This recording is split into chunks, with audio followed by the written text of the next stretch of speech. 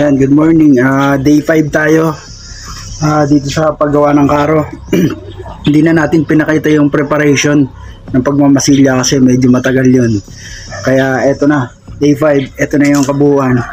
Namasilyahan na natin, nalihan na natin. Gagawin na lang natin dito ay first coating, tsaka natin pipinisin. Ang magiging kulay niya ay gold to lahat.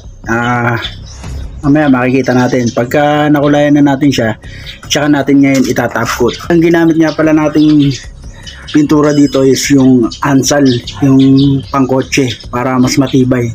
Tapos itatop coat natin ng K92 dun, magpapakinis sa labas para naman pag tinignan natin ay kaaya-aya at maganda talaga yung resulta ng gagawin natin. So tara, gawin na natin.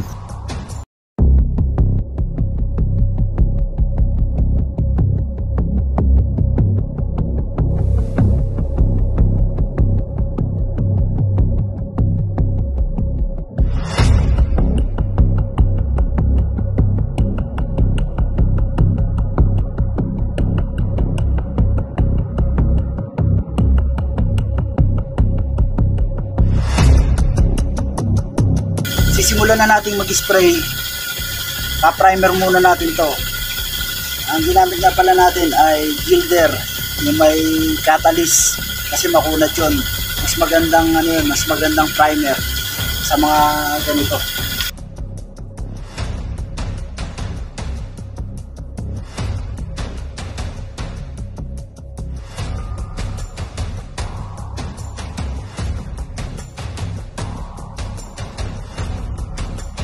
Yan, natapos na natin i-primer. Paparaan natin ng lihang 1000 para mas makinis siya bago natin i-finish. At ito ilalagay natin pangkulay, ansal na gold. Tapos itatop coat natin ng K92. At ayan na nga, yan na yung kinalabasan pagkatapos natin i-primer. Yan, makinis na yan. Ngayon, susunod natin ay kukulayan na natin yan, i-gold na natin. Pagkatapos ng gold, tsaka natin itatop coat. Ayan na siya, medyo maganda na siya ngayon. Ito na yung gold natin. Ayan. Ngayon, dahil ano yan, ansal, syempre urethane thinner gagamitin natin. Mga pangkotse to, dito basta-basta kasi itong pintura na to ay medyo may kamahalan to.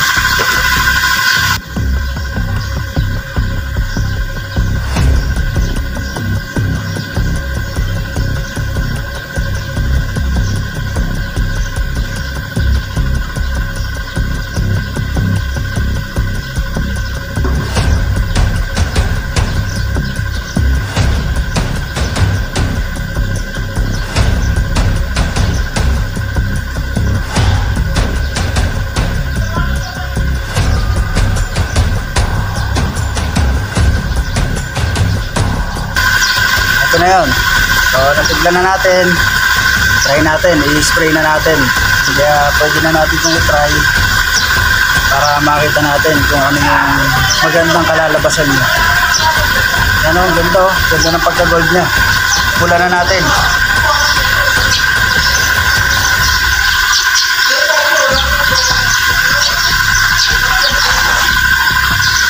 Ito na yun, ito na. Ito na yung kulay.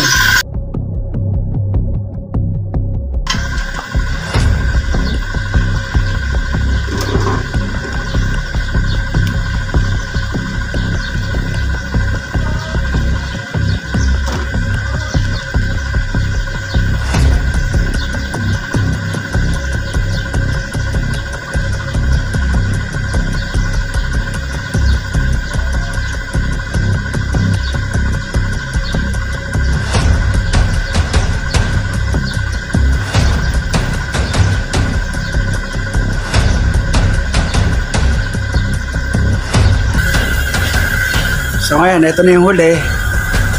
Itatop coat na natin. At ang gagamitin natin pang top coat is yung pangkotse pa rin. So ito yun. Ito yung K92 Ito yung pinakamakunat na pang top coat. Napakaganda nito. Nire-recommend ko sa inyo to pagka gagamit kayo nito. Ito lang ang gagamitin nyo pagka magta-top coat kayo. K92.